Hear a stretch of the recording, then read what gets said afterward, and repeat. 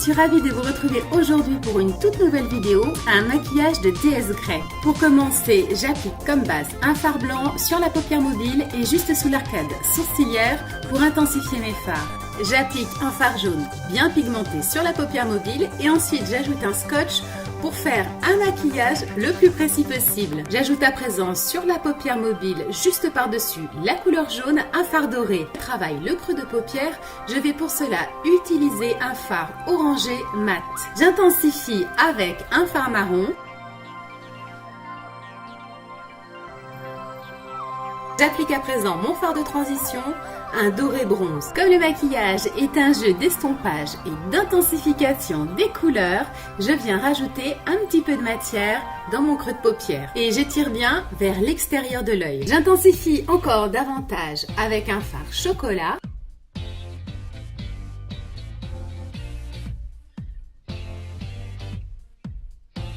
J'estompe mon fard de transition et je vais ensuite appliquer un crème mat sous l'arcade sourcilière que je vais venir descendre jusqu'au coin interne de l'œil. J'ajoute un tout petit peu de bronze dans la couleur de transition et je fonds la matière.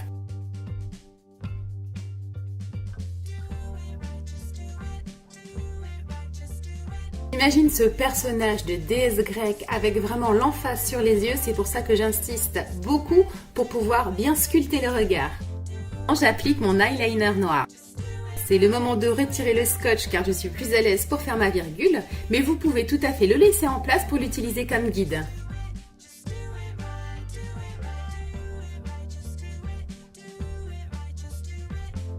Je recourbe mes cils et je vais appliquer une couche de mascara pour être sûr qu'il garde bien la courbure et ensuite je viens appliquer des faux cils.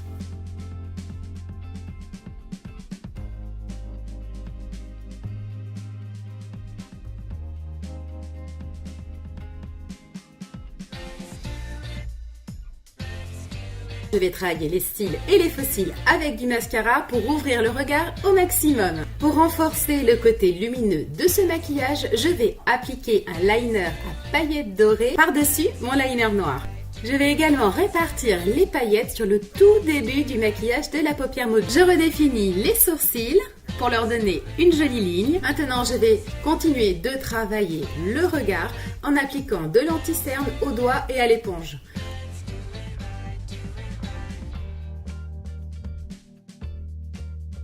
J'ajoute sous les cils inférieurs du fard marron et aussi du liner crème en muqueuse. Je pose aussi un demi-faux cil sur le ras de cils inférieur. Il est temps de passer au teint. Donc j'ai déjà évidemment ma crème hydratante et aussi mon fond de teint compact. Je vais donc travailler sur un contouring très prononcé pour vraiment bien creuser le visage et aussi apporter beaucoup de zones de lumière. Je vais d'abord travailler sur les zones d'ombre de mon visage avec mon bronzer, que ce soit l'arête du nez, les tempes, mais aussi le maxillaire inférieur et bien entendu les joues. Je n'hésite pas à appliquer en petites touches à l'éponge un petit peu de correcteur pour toujours donner davantage de lumière et bien sculpter le visage. Ensuite, bien entendu, je fonds tout ça pour avoir un résultat qui reste naturel. J'ajoute un peu de blush bronze sur mes joues. Je termine le travail du teint en passant de l'highlighter. Je sais que certaines d'entre vous pour Halloween n'ont pas envie d'endosser des maquillages trop impressionnants ou qui font peur, souvent parce qu'elles ont des jeunes enfants ou tout simplement parce qu'elles n'aiment pas. Alors voici une idée un peu originale qui vous permettra toutefois d'être déguisée puisque comme vous l'avez vu, je vous ai créé un petit look avec ce make-up. Pour le maquillage des lèvres, je vais rester dans quelque chose de très nude.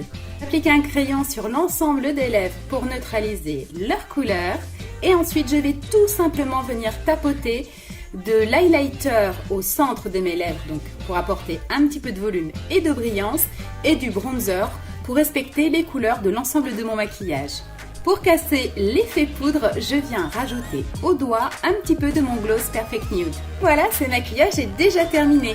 Vous avez deux options. Comme vous le voyez sur le côté droit, j'ai fait un double trait de liner, même si c'est relativement fin.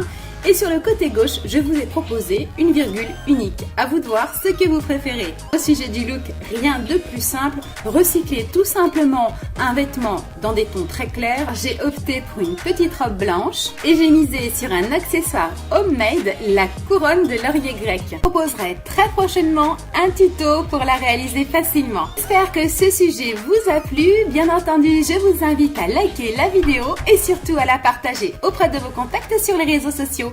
À bientôt les câlinettes!